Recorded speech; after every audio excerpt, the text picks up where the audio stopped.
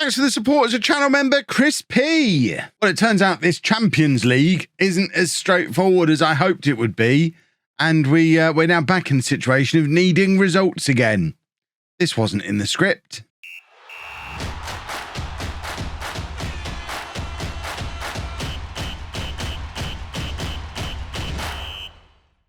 Hello and welcome to Club 4, Part 18 of Non-League to Legend. I'm Kevin. Coming up on today's episode, we have two games for you. One in the Champions League against Salzburg and one in the Premier League against Sheffield United. Since you were last with me, we've had a couple of iffy results.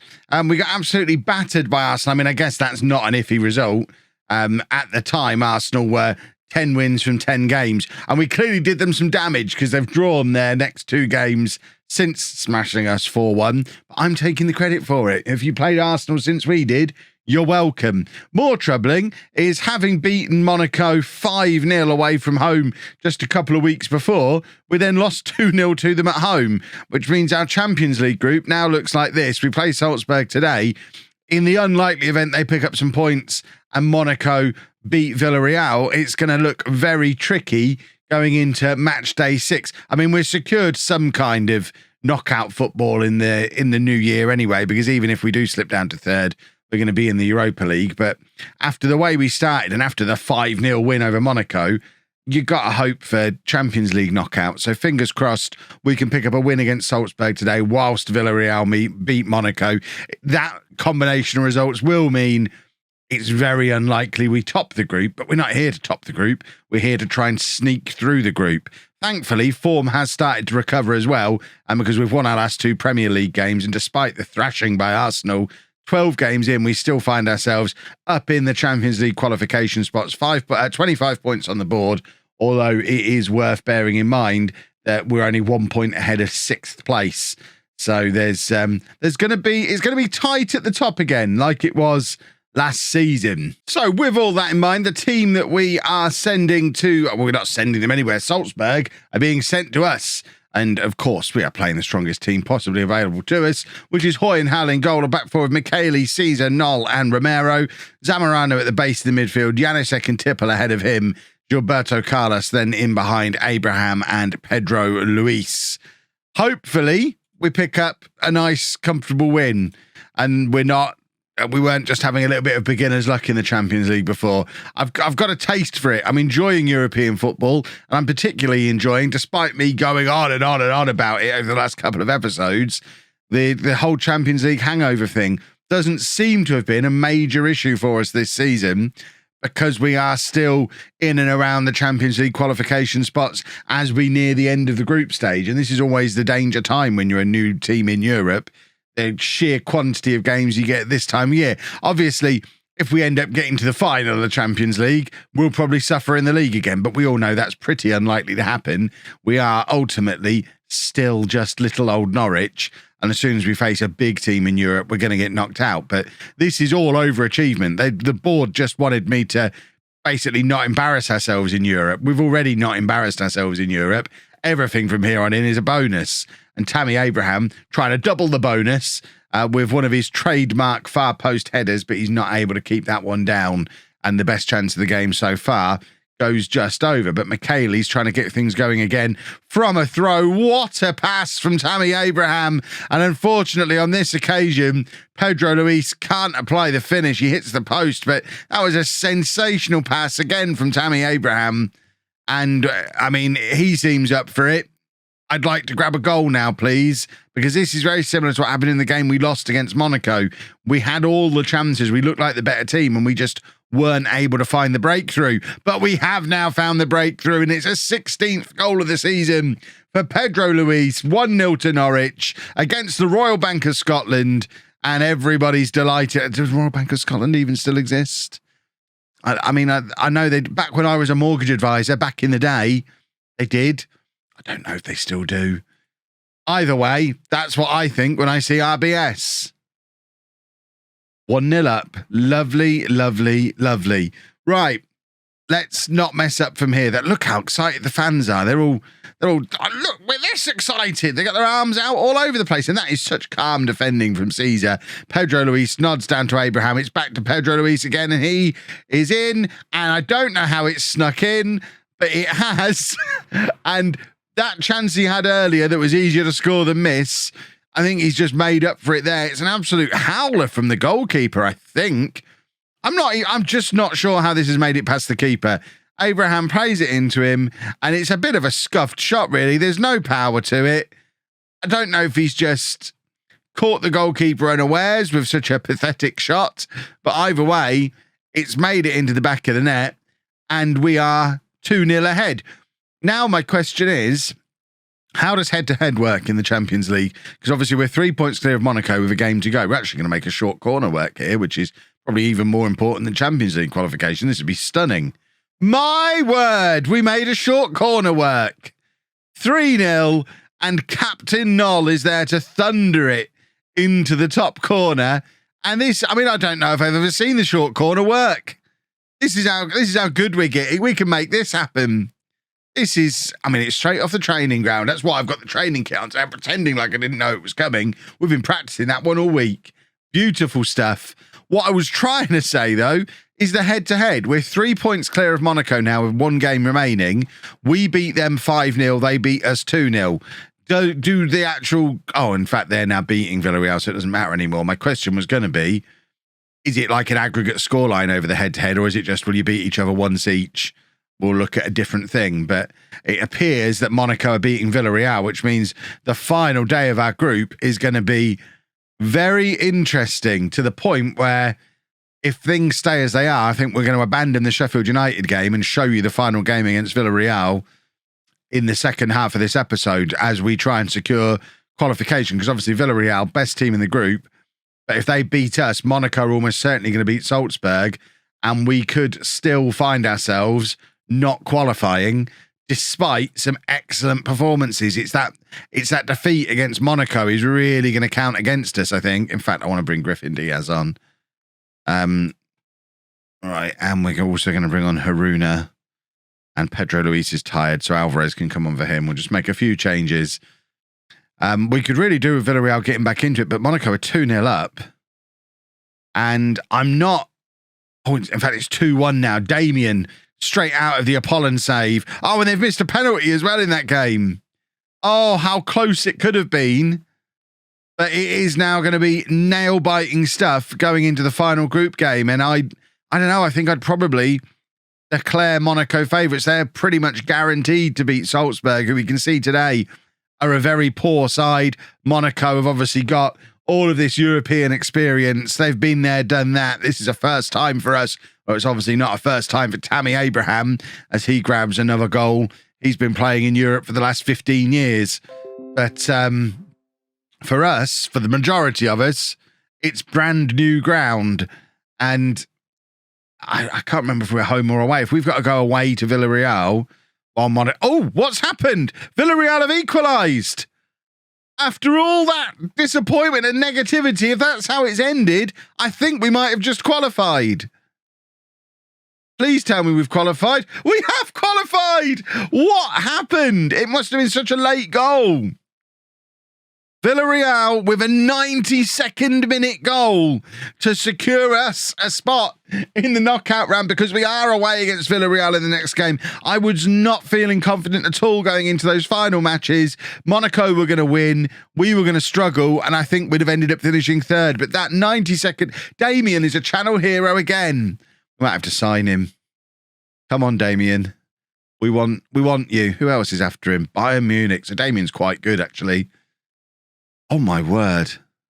Right, we want to try and sign Damien. Stick him up there with Pedro Luis. What's the worst that can happen? We're in the Champions League knockout rounds, boys and girls. The board must be delighted. They're still upset that we didn't get to the fourth round of the EFL Cup.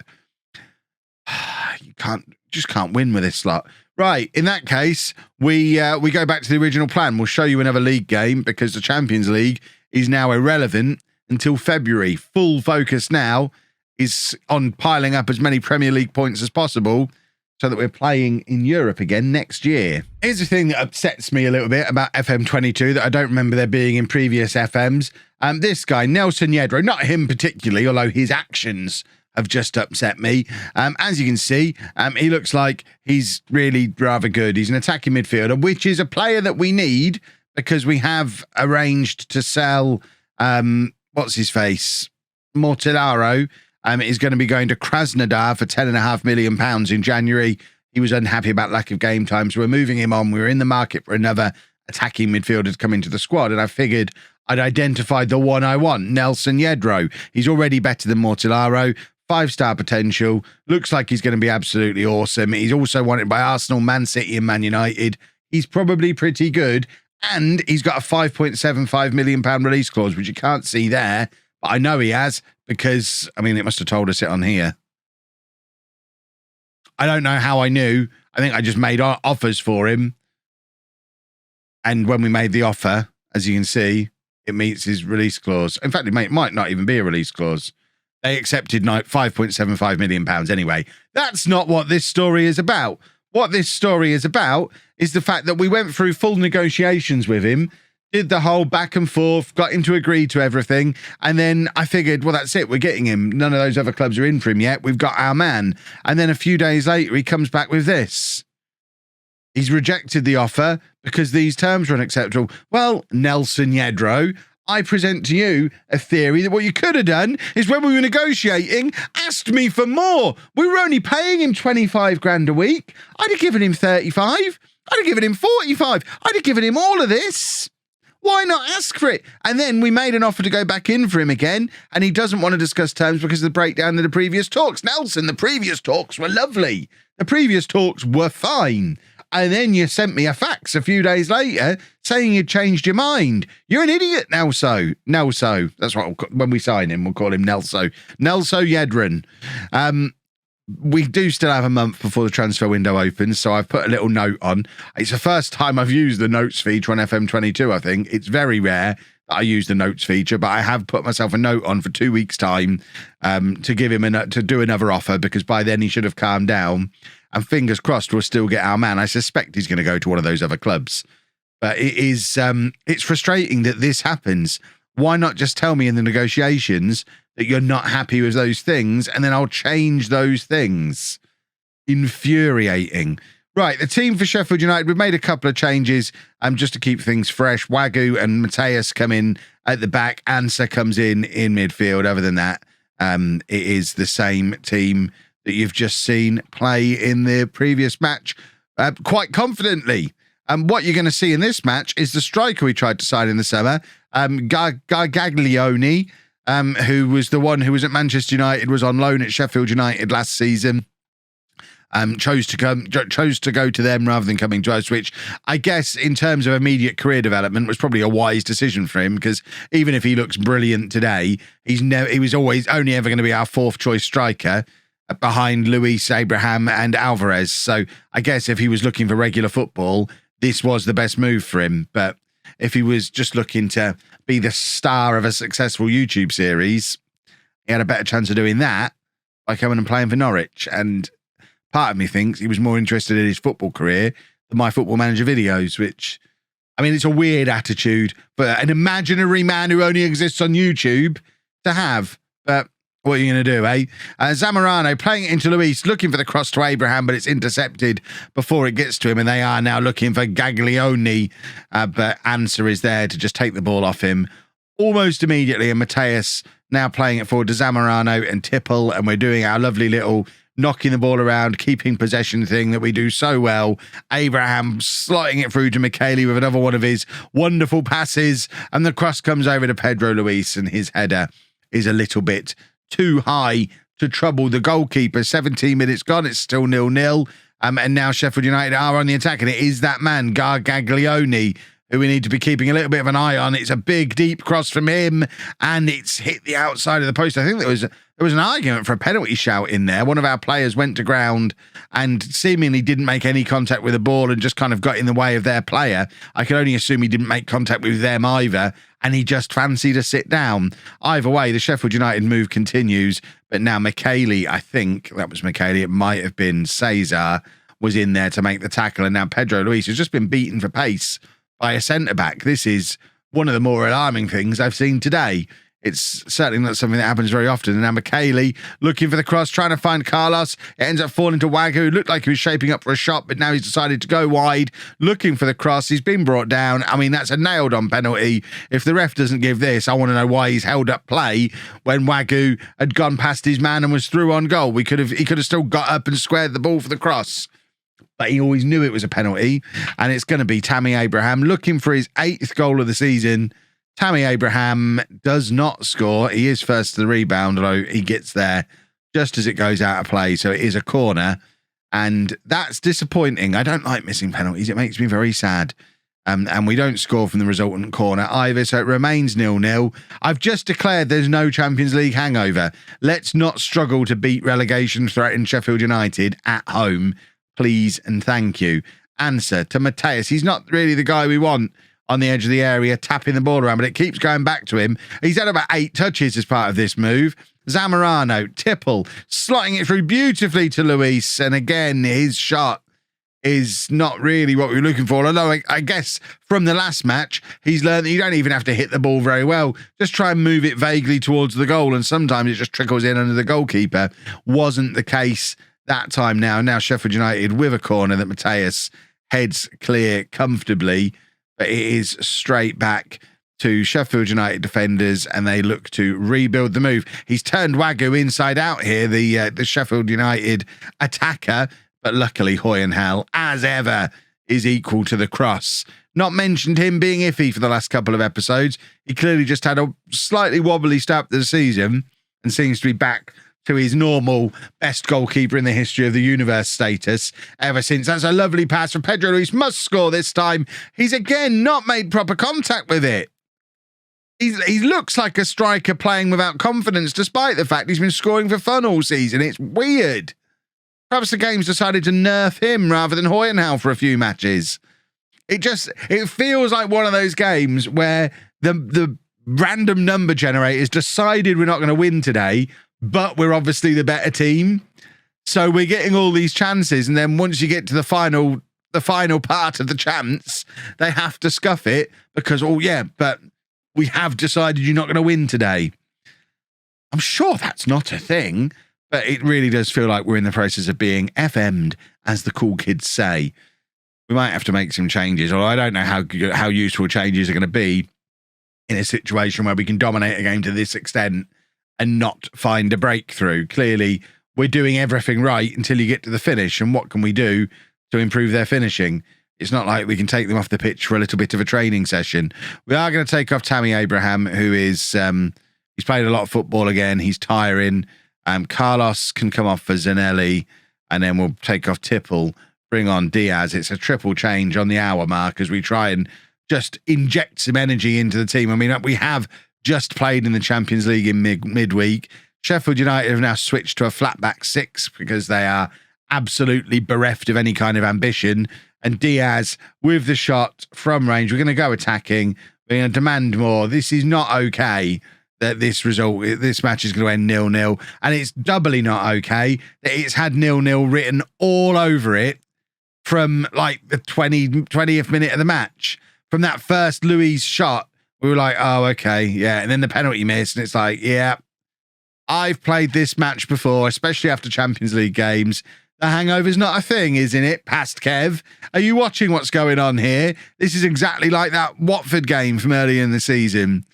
McKaylee with the cross. Luis is there, and again, of course, it goes wide. I'm fine. It's fine. We are down to 4th place in the Premier League, though, and it's rare that I feel as powerless playing Football Manager as I did in that match. I think we could have played for a month. We could have had the greatest players in the history of the universe, and nothing was going to lead to a goal in that game. Oh, good. Yedro's back. Get out of here.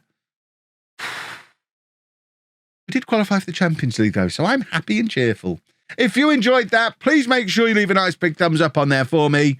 Subscribe to the channel for daily Football Manager videos. And thank you very much for watching.